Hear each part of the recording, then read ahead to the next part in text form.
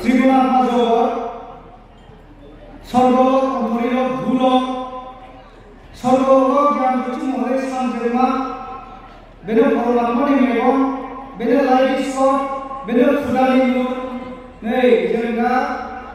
गासै शास्त्रनि बोसोनफोरखौ जोङो जग होग्रा सुबुंफ्रा फालियोना फालिया बेखौ दा मोनथिगोन आरो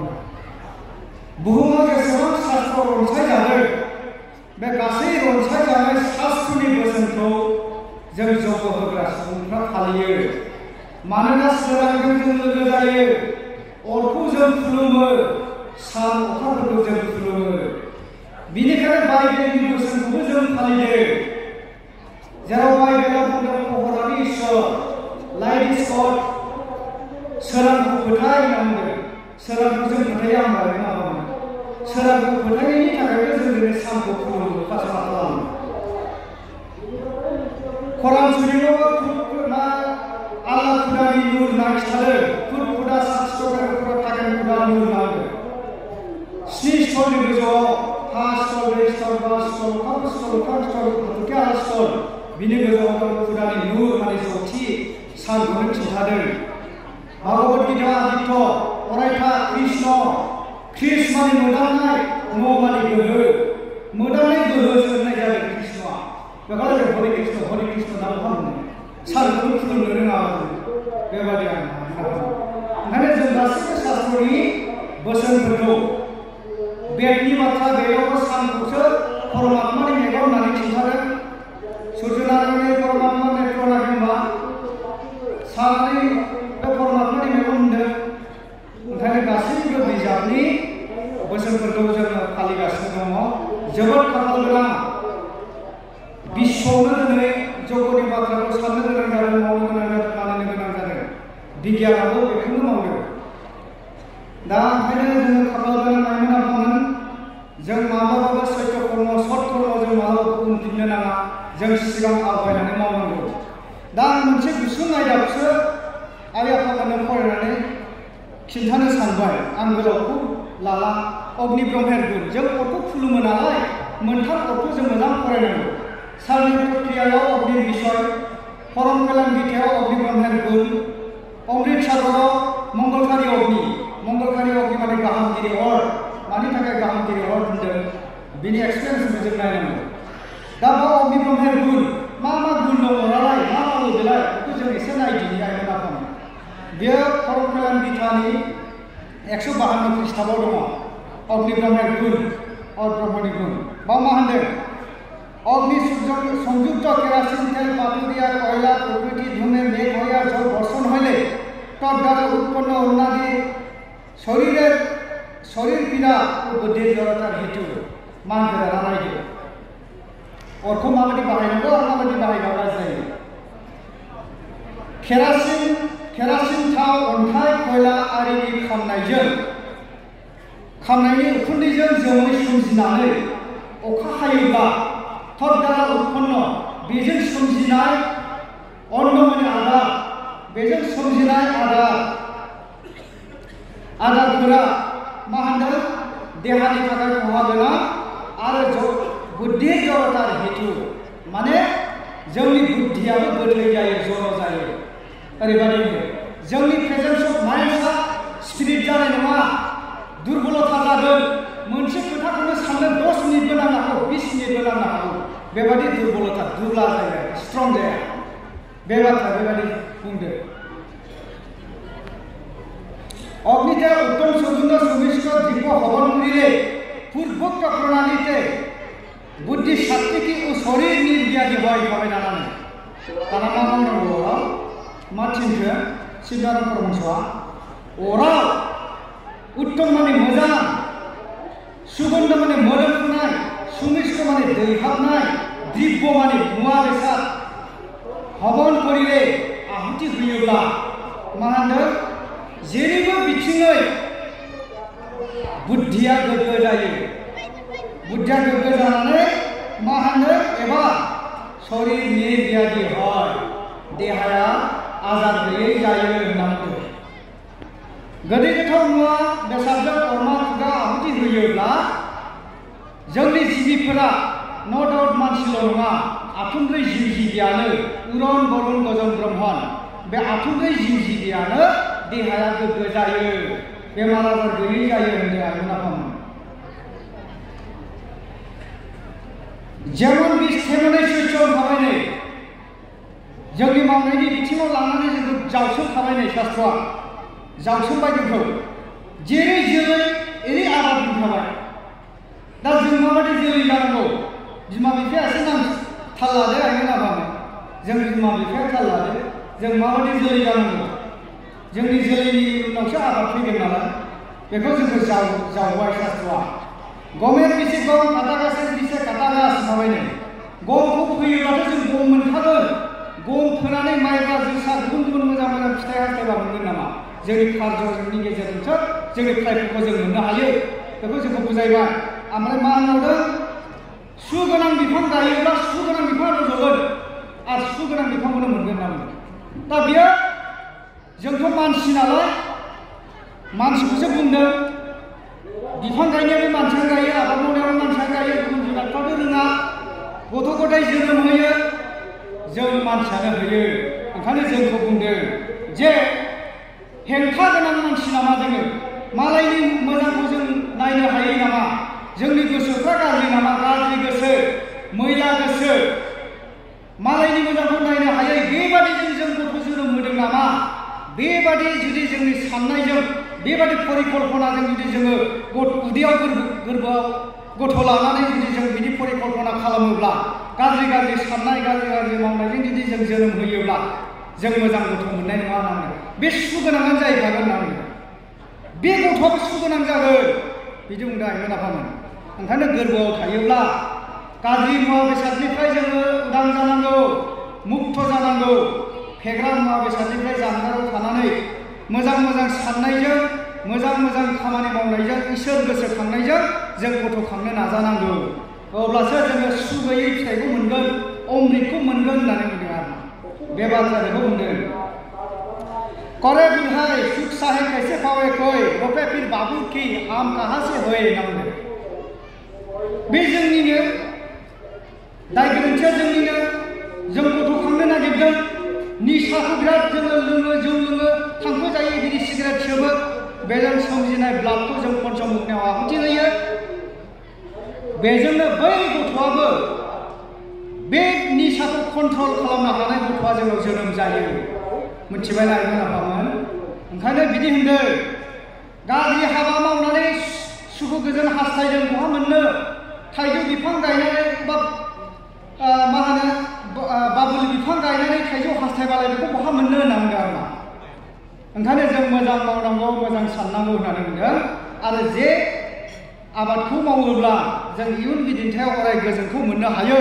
अर्थात मोजां गथ' जोनोम होनानै जों इयुन बिदिन्थायाव गोजोननि सायाखौ जों मोननो हायो नै बिनि थाखायसो नङाबा जों टेम्परारि रायजो जानानै दुखु सुखुजोंनो जों सैनांनानै जिउ मोनसेयाव गोजोन गैयै जालांनो हागौ। ओंखायनो जोंनो गोजोन नांगौ धोन सम्पतिनिफ्राय देरसिन गोजोन आरो जोंनि सत कर्म सैथो कर्मआ जोंनि गोजोनसिन जायखौ मावोब्ला जोङो गियान सोमजिखांनानै जों मुलुगनि मोजां सिन्था धारणा खालामनो हायो बे कार्यखौ जों मावनांगौ आइमोन आफामोन। बे बाथ्राखौ बुंबाय सुमिष्ट सुगन्ध पदार्थ দিয়া যজ্ঞাহুতি করিবার কথা নষ্ট হইয়া এখন উপকৃষ্ট পদার্থ মাত্র অগ্নিতে পড়িতেছে नायदो दाना आइमोन आफामोन मा होनदों बे दिनैनि रनसायनाय बिजाब नङा शिबनारायण परमहंसआ गोबां समावनो रनसायनाय गिदिर दिनै फलिगासिनो दङ बै समाव रनसायजानाय शास्त्रनि बाथ्रा दिनै फलिदों मा होनदों गोदै दैहाबनाय मोदोमफुनाय मुवा बेसादजों जग्य आहुति होनायनि खान्थिया गैया जानानै दा खालि बोल' देहानि गोनांथि गैयै मुवा बेसादफ्रा अराव गोग्लैगासिनो होनना बुंदों। अमा सावनाय अमा हांनाय बहुत मोनसे मेला फाथिदों धर्मनि शास्त्र सावरायनाय गैला फेस्टिभेल सिस्टेम खुंबाय धोरोमनि मुङाव दुर्गा फुजा खुंबाय लोखि मेला खुंबाय कालि मेला खुंबाय ओरै ना हांगासिनो दं दाउ हांगासिनो दं हांसो हांगोन दुनियानि बेदर ना बेदर अराव अरजों खामानि मावगासिनो दङ उपकृष्ट देहानि गोनांथि गैयै मुवा बेसादखौ मावगासिनो दङ। गारि मटर बांबाय पल्युसन सृष्टि खालामगासिनो दङ अराव प्लास्टिक गाज्रि गाज्रि मुवा बेसादासो गोग्लैगासिनो दङ नैबे बाथ्राखौ बुंदों आरो दा जग्य होग्रायाथ' खम सोर होयो जग्यखौलाय बिश्वआव बे कयेकजन बे स्वरूपस्थिति ब्रह्म धोरोम जाय धोरोम फालिदों बिसोरबोसो होगासिनो दङ गुबुनाथ' होआखैना अब्ला गाज्रिया बांसिन जागासिनो दङ बे खोथाखौ बुंदों इहाके बोले देवतार भाग ना देवा नायदो दाना मा होनदों जों जोंनि उदैनि थाखायल' उदैखौ सुफुंनो थाखायल' मोजां मोजां जाग्रा मुवा बेसाद बानायो अराव नाथाय जोङो मोजां मोजां द्रव्यजों हबन खालामा जौगाहाथि होआ बेबादि होआब्ला मा होनदों शास्त्रआ जों फरायखाबाय नै बेखौनो बुङो इसोरनो जायखौ जों इसोर होननानै सिबियो इसोरनो बाहागो होयै होनना बुङो जों गावखौल' नायो इसोरनो बाहागो होआ बेबादि बुंनाय जादों ताहार फल शरीर मनेर फिरा नायदो दाना बाथ्रा सैथो नंगौना नङा बिजिरना नायदो मा होनदों ताहार फल बिनि फिथाइया शरीर मनेर हिसा माने फिरा मा होनदों गोसो आरो सोलेराव सैनांनाय बिनि फिथाइया बिराद ना बेदर हांख्रुबनानै जादों ओरै नङा ओरै खालामनानै जादों साफा साफा पेसेन्ट ब्लाड प्रेसार पेसेन्ट सुगार पेसेन्ट इउरिक एसिड पेसेन्ट नङा मोना हामोन जानो रायखस बादि जानो ओरै खालामबा गोथाव जायो ओरै खालामबा गोथाव जायो खिन्थु गासिबो वान अफ दा पेसेन्ट सानसि दं सोरबा अखा थांनो गोजोन लुनो हायाखै सोरबा जानोनो सानसि जायाखै गासिबो पेसेन्ट महरैसो दङ ओंखायनो बे बाथ्राखौ बुंदों आरो मा बिनि फिथाइया गोसो आरो सोलेराव सैनांनाय होनखाबाय मालाय नै शिबनारायण परमहंसआ ओंखायनो जों सारौन्दिगिरिबो जोङो सिन्था खालामनानै नायनांगौ आरो आफामोन देवतार भाग हरण करा नितान्त निमक हारानि महाभाब नायदो जा गाज्रि बोरायखौ हयसो हिन्दीयाव बिनि देरसिन नामा बर'निबा मा होनो निमक हारानिखौ जाबा जानानै लाइ बिसिग्रा होनो नामा हिन्दीयाव बिनि देरसिन नामा रायनाया निमक हारानिया बिदि नामा मोनामोन इसोरनि बाहागोखौ सिख'नानै जानाया मा होनदों जाबा जानानै लाइ बिसिग्रा बर'निबा नितान्त निमक हारानि आरो महाभाब जायो होनखाबाय मा मावा महाभाब जायो मा मावाबा जग्यहति होआब्ला जग्यहति होब्लानो महाभाबनिफ्राय जों मुक्त जाबाय नों जेखि जाया रोङा बेखौ बांद्राय नायनाय नङा बिसोरा खिन्थु जग्यहतिखौ होथारनांगौ जग्यहति होनायनि बिपरितै गावनि जानाय लोंनायखौ नायनायावनो महाभाब होनना बुंबाय आरोना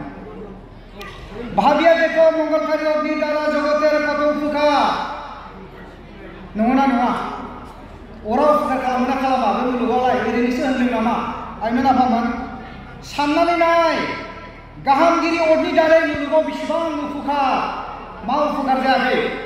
जग्य होदों बिश्वनि वातावरणखौ पिउरिफाइ खालामना होदों बिद्युत मण्डलसिम थांदों निहोर महरै कप उन्दै अखाफोर बिमानि आहार महरै बुहुमावनो गोग्लैफिनदों गांसो गांला बिबार फिथाइ जेरावबो गोग्लैदों सात्तिका आहारनो सृष्टि जादों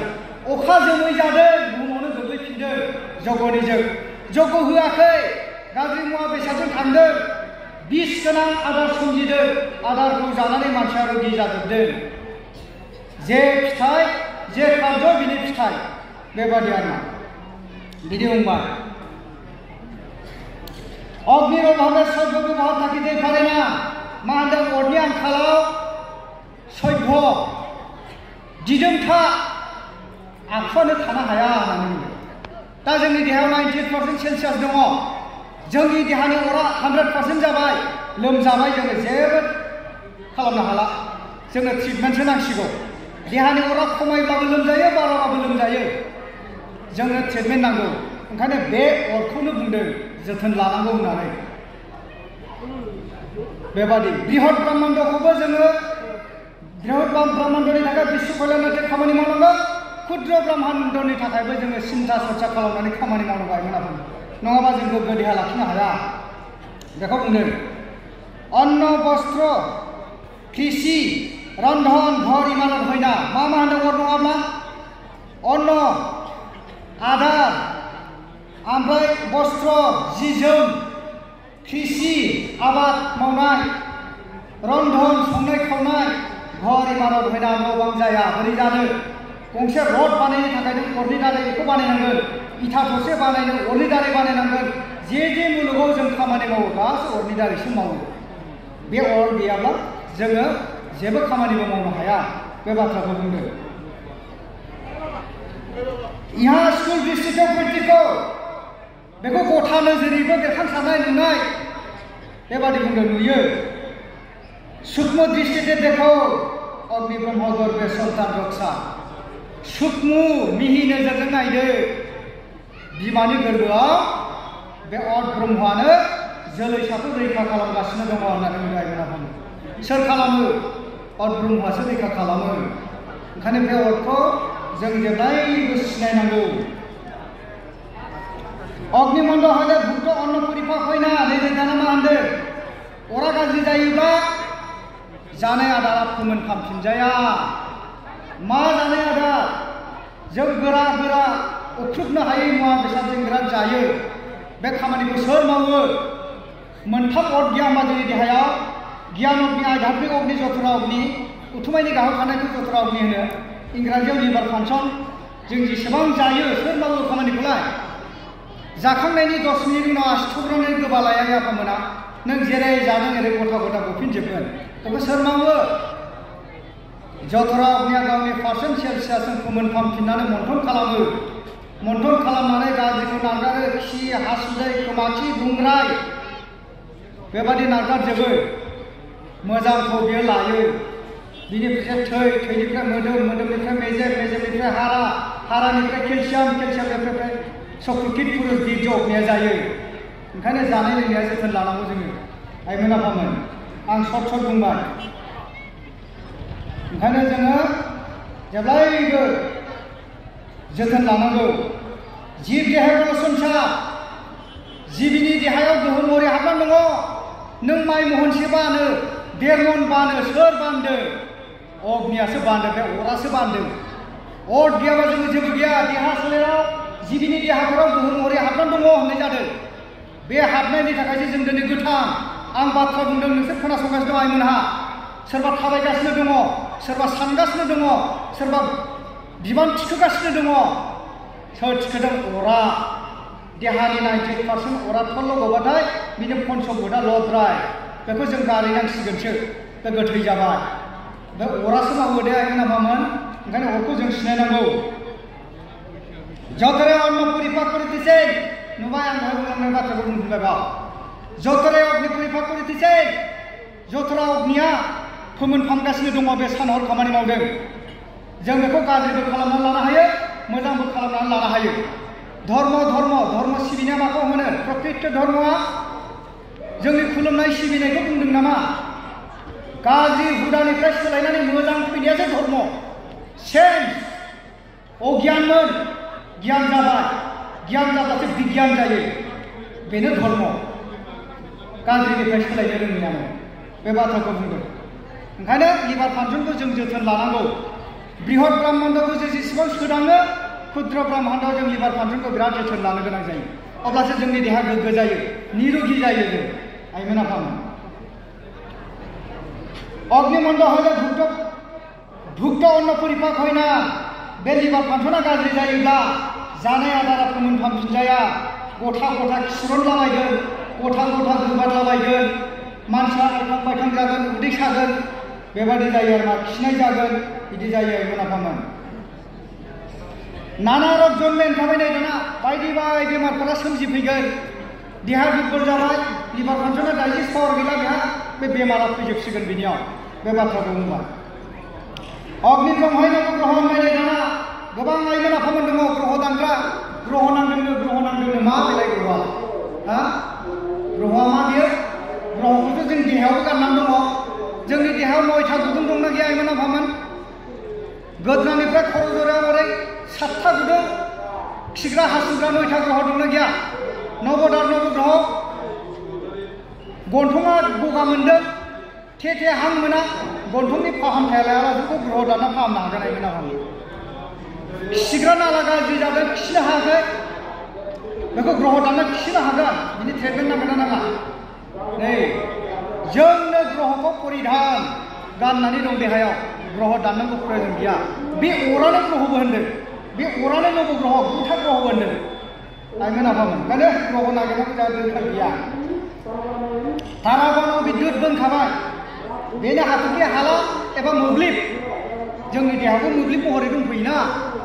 अखाफोर बिमानि आयदाखौ अग्नि महरै बेखौ बुंदों